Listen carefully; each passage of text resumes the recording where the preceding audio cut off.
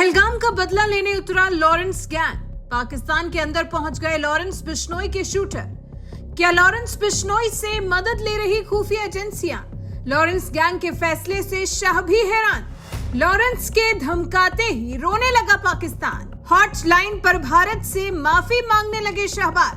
पहलगाम के आतंकी हमले ने भारत के जख्मों को फिर से ताजा कर दिया, लेकिन इस बार सिर्फ आतंकियों को नहीं बल्कि अपराधियों की दुनिया में भी भूचाल आ गया है। इस हमले के बाद भारत के गैंगस्टर लॉरेंस बिश्नोई की धमकी ने पाकिस्तान के डॉन शहजाद भट्टी को तिलमिला दिया है। अब पाकिस्तान के इस डॉन ने एक वीडियो जारी कर भारत के खिलाफ जहर उगला है और इसी वीडियो में भट्टी ने किए हैं ऐसे खुलासे जो हिंदुस्तान की राजनीति, अपराध और आतंकी गठजोड़ की परतें खोल सकते हैं। शहजाद भट्टी ने धमकी देते हुए कहा, देश पर बात आएगी तो चुप नहीं बैठूंगा। लॉरेंस, तुम पाकिस्तान में घुसकर लाख मुसलमान को मारोगे।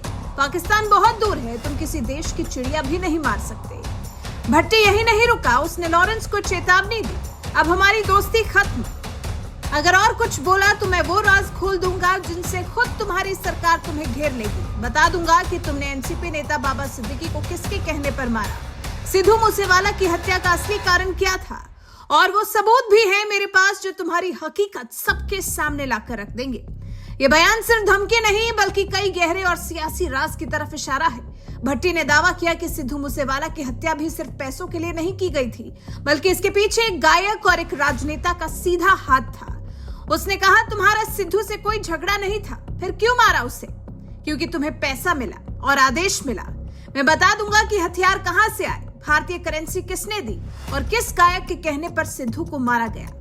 अगर ये दावे सही साबित होते हैं तो सिद्धू मूसेवाला की हत्या महज गैंगवार नहीं बल्कि एक सुनियोजित साजिश थी जिसमें राजनीति, मनोरंजन और अपराध का गंदा गठजोड़ था।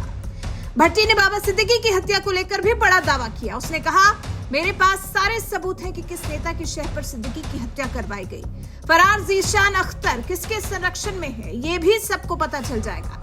भट्टी ने साफ साफ कहा, लॉरेंस, मैं सोशल मीडिया पर झूठी पोस्ट डालकर डॉन नहीं बना हूं। मैंने मशहूर होने के लिए किसी सेलिब्रिटी को नहीं मारा।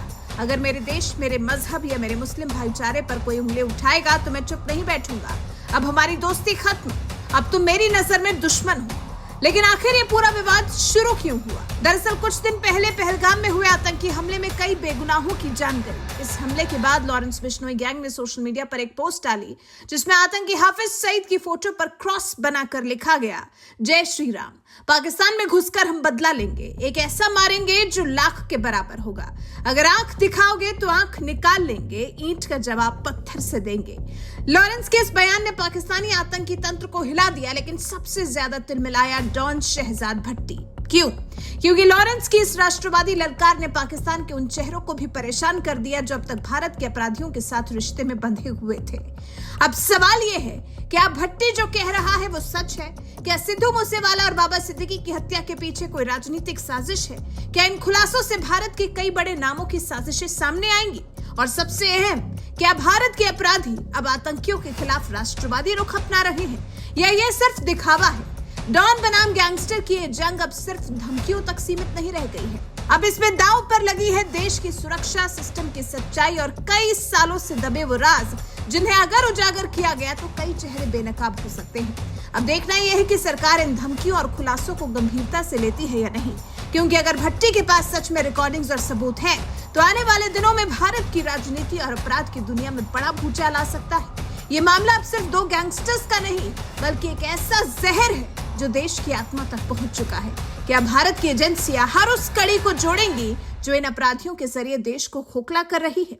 क्या अब वो चुप्पी टूटेगी जो कई सालों से पर्दे के पीछे पल रही है? इस मुद्दे पर आपकी क्या राय है? कमेंट कर हमें जरूर बताइएगा। साथ ही हमारे इस वीडियो को ज्यादा से ज्यादा शेयर करिए और हमारे चैनल को सब्सक्राइब कर बेल आइकन दबाना बिल्कुल मत भूलिएगा।